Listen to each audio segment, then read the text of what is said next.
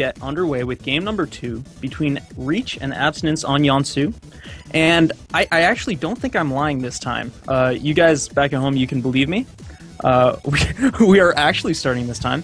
And we're starting thanks to 3 very special companies. If you guys are ever considering upgrading your computer, getting a new computer, getting any new type of hardware, I want you guys to see if you can rely on MSI, Razer, and NCIX because they are wonderful people who have put their hearts and souls into esports and into the CSL. And they're the reason this can happen. So without further ado, I would like to introduce, in the lower left-hand corner, we have Abstinence, representing Cal, the red Terran player. And in the top right-hand corner, we have Reach, the green Terran player, representing Stanford. Am I allowed to be a little bit biased?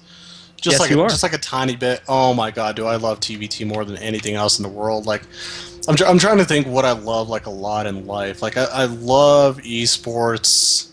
I love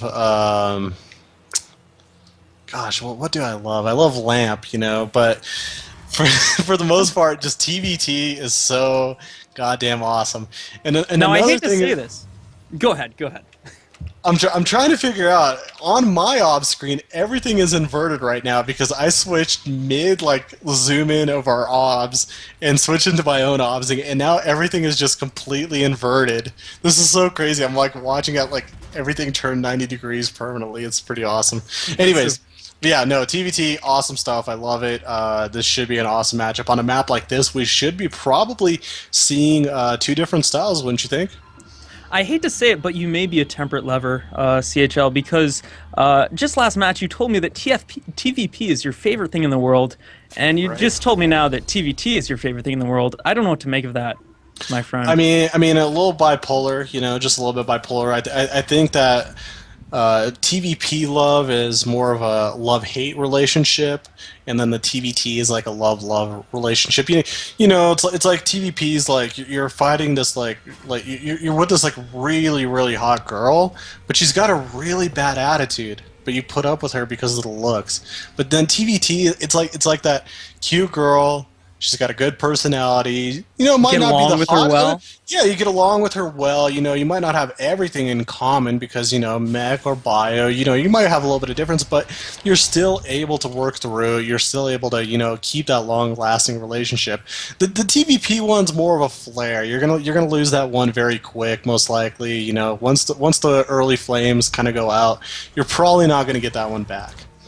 Yeah, and the best thing about TVT, these TVT players are in such a great relationship, because if you go to the production tab, it's an exact mirror, except until the moment I said that, a reactor and tech lab went down. So up until that moment, it was a beautiful mirror, and we're going to see who is going to win, the tech lab or the reactor. In terms of this map, looking at it, I don't think it's going to be a huge difference. Yeah, there we go. He's just going to be putting down a starport on it. Abstinence is going to utilize his defender's advantage to just create some units at the top of the ramp to be able to force and deflect any attack that comes to him. Meanwhile, on the other side of the map, we are still seeing a starport getting built, but I think that's going to be swapped over for reactor Hellions. Oh, maybe not. Look at that. He's actually just going to keep producing Marines, so...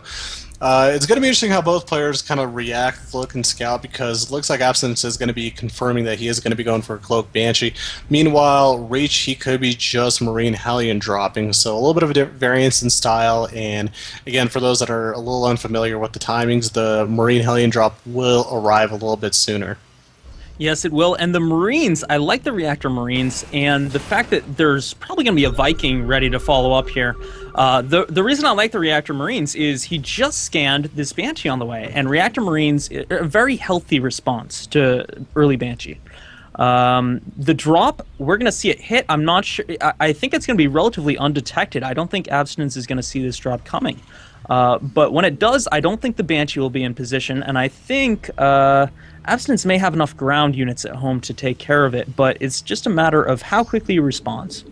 Well, this is going to be one of those things where how close you are in position and how you're out of position. The Banshee, like you mentioned, is going to be going, oh my god, I actually just might pass Oh, over the unit. it So will. that could be a double-edged sword if it passes over a little bit too quick. Absence might lose the Banshee if he's not careful, or this could happen where now Reach's units are going to be very distracted by what's going on. The Banshee's going to actually just now sit at home. The second one might go for the counterattack, but now Abstinence knows exactly what he needs to do. Marines, the Hellions on the high ground, ready to deflect any attack. Abstinence is looking really good now, and you can see the tech lab added on for Reach, so he's going to be wanting to get into those tanks as soon as he possibly can. He knows that he's going to have to deflect a very tough attack coming at him.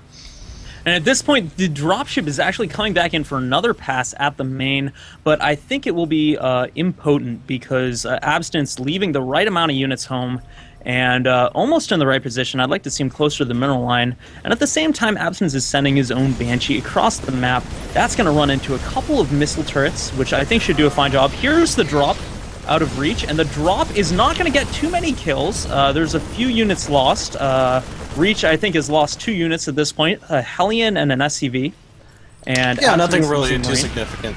Now, Banshee does go down on the other side of the map while Abstinence was messing around with the defense. He did lose 1 Banshee. Second Banshee is going to most likely want to head back. He never got the cloak upgrade for his Banshee, so he never committed that gas to it. So, you have to be really careful, especially when there is already a Viking out on the field. Abstinence, though, he is already considering and thinking about the macro of the game. He's almost got his second command center finished up.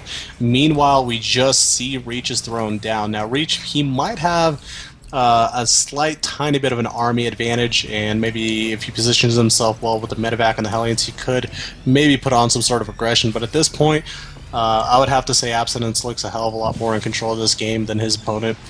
Yes, he does. Abstinence also has a lead of 3 SCVs, and as you mentioned, that command center was about 80 seconds faster, and 80 seconds is a lot when it comes to your second command center, especially when that Banshee picked off yet another SCV. Right now, that's 4 SCVs in the lead for Abstinence, and that slowed down the command center a little bit more for Reach. So Abstinence, fantastic-looking macro going into the mid-game here. And again, for those that are tuning in a little bit late, or maybe are just not too familiar, Abstinence, he was one of the star players for Berkeley last year. Without him, yes, they would have still been really, really good, but as a player, a very high master player, I would say even to the point where he was just generally a low GM skill or MMR.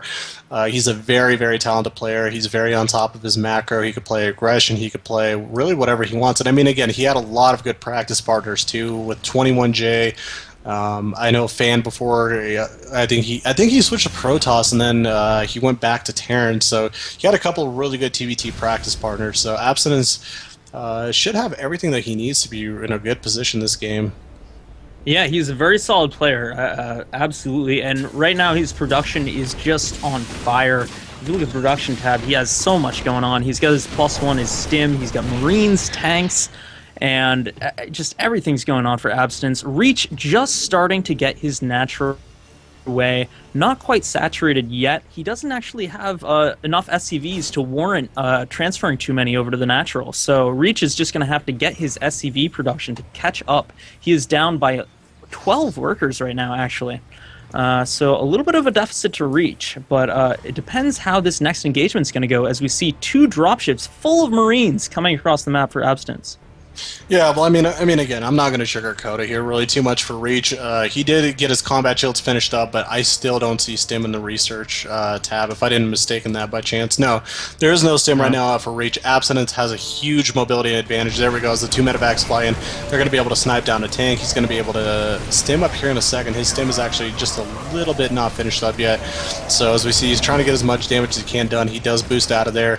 Does get a little bit of damage done, snipes down a tank, and that's actually really big because in TVT with the new fire rate of the tank, every little tank counts, and they could be the big difference in terms of Marine tank versus a Marine tank. You siege those bad boys up, and just one splash could eliminate half the army of your opponent.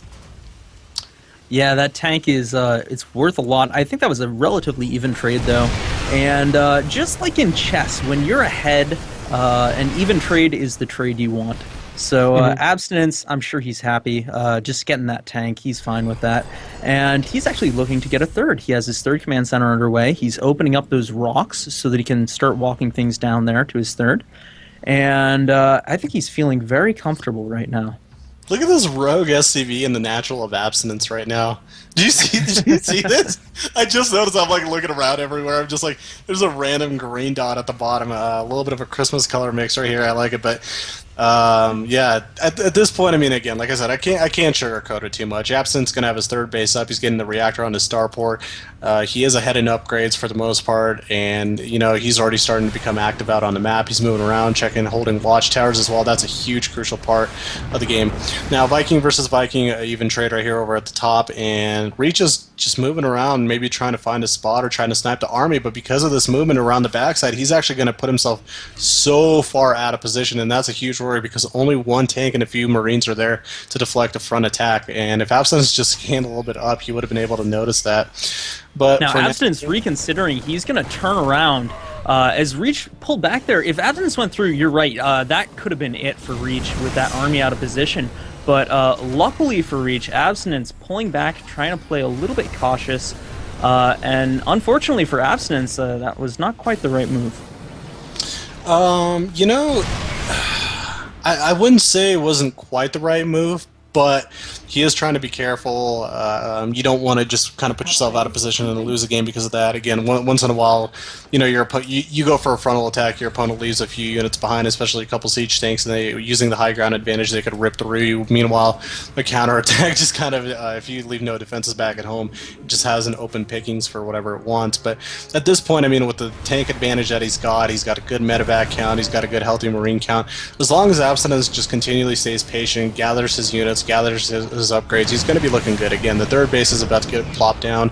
I still don't see a third base at all for Reach. The upgrades are very, at this point, in favor of Abstinence. In terms of a TVT, like, again, this isn't exactly like a TVZ or a TVP where upgrades, depending on composition, might not mean as much. In TVT, when you're playing the same type of style, upgrades are everything. Tank counts and upgrades, huge in bio tank style play. So at this point, both players are just kind of checking out. You could see that Reach dropping a very nice scan right there, just seeing where his opponent's at. And, I mean, it could go either way. If Abstinence runs into a siege line, this could be a game where it falls apart for him, but I still just don't see it happening. The longer the game goes, he's just going to be all in. Once these players start to max out, there is an opportunity for Reach to get a good engagement. That could make it work, but right now Abstinence is just looking so strong, and it looks like he's going to try to force a position with siege tanks on the low ground, and he's scanning ahead. Reach knows something is up, and he is moving to respond, and I'm very glad you caught me earlier on that, because there's a huge difference between what's the wrong move for an omniscient observer and what's the wrong move for a player with incomplete information. And here we go, we have siege tanks firing on the high ground, lots of Marines going down for Reach, and that was a very mishandled engage by Reach. He just was a little bit too close to the ledge when those siege tanks sieged up, and lost a lot of Marines as a result. Well, again, I mean, this is for myself personally, like, not to gloat, this was like one of my best matchups towards the end of Wings of Liberty, especially just bio tank style play. The aggressor has the advantage. There's one Viking that's going to allow him to not see as much high ground vision, but usually the aggressor does get the advantage, especially with Doom drops and just positional battles right now. If Abstinence scans up top on the high ground, he's going to have full control. He's honestly going to be able to drop inside the main if he really wanted to, but again, at this point, you could just see he's comfortably macroing up. He's almost treating this game like a little bit of a warm-up. It's got that type of feel where he's had a lot of opportunities to do a lot more damage and to do maybe some finishing moves, but he's continually just macroing behind to make sure he's taking care of that general checklist of things that you shouldn't forget about in the game. And I love this response. Nice. We see two drops unloading right on these tanks, and I think it's going to be enough to... Oh, this is beautiful from Reach handling the upper left engagement. But it's just not enough because the unloading is too slow, and the Marines on the ground from Abstinence was just able to take advantage there. And I think, Abstinence coming in with siege tanks from both sides is just being so pesky and, keeping Reach bothered on so many fronts. And siege tanks can be the most bothersome thing ever. Right? Well, I mean, at this point, this just becomes a game of math. If you could do simple math, 171 to 95 supply, 3 base to 2 base, and honestly, at this point, it's just 1 base mining. There we go. He finally brings the SCVs back. Abstinence grabbing a 4th base. He's already got his 2-2 finished up. His +3 attack is about halfway done. It just all comes down to math at this point. There's not really a lot that Reach can do. A little bit of a nice little mini drop within the main. Going to pick off that armory, so he's not going to be able to move into those +3 attack upgrades. All Abstinence has to do right now is just gather an army, keep containing him, and probably in approximately maybe 3, maybe 2 minutes, maybe even actually less if he just pushes with this full force, the game should be over. Yes, I think Reach is well aware of the predicament he's in, and as we see this huge follow-up army streaming across the map from Abstinence, I think this is going to close things down. I think the sensor tower is just a sign that I am in charge, I am in control from Abstinence, and once that sensor tower finishes, it's going to be a huge moral blow to Reach, a lot of morale blow, sorry. To Reach, and Reach is gonna feel it. There's the sensor tower. He sees that, and all of a sudden, everything Reach is doing, everything Reach is capable of with his army is known, and there are no surprises left. And Reach is gonna have to make one final move. Yeah, and it almost doesn't matter what final move he plans to make. The positioning of Abstinence right here, even though he's already got such a far lead, he's still making sure to position himself well. Whichever way the army moves out, they're going to be falling into chokes, so the splashes from the tanks are going to be that much more effective. SCV coming over to low ground and maybe drop some scans there as well, but already you can just see that positioning by those tanks just eating up shots whenever they get close to any of those ramps or choke points. So Reach, honestly, probably would be better for him just to save his dignity, but I guess he's looking to be carried out on the shield. he's gonna go out the honorable way, make sure all of his units die before he pulls out the GG. So. Yeah, one thing I will say for Reach, we didn't note earlier, is that he made a very nice move, crawling a couple of tanks forward on the high ground, just getting just barely within range, kind of crossing the T, if you will, to take out a couple of tanks of Abstinence, and that was able to take out 2 tanks, but ultimately, as we see here, it was not enough.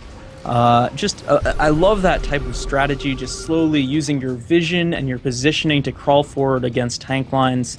It's a beautiful dynamic, tank versus tank, but right now Reach pulling SCVs, he's going to walk headlong into these heavily upgraded Marines and siege tanks, and that is going to be it, unfortunately, putting it at 2-0, sorry, in favor of UC Berkeley.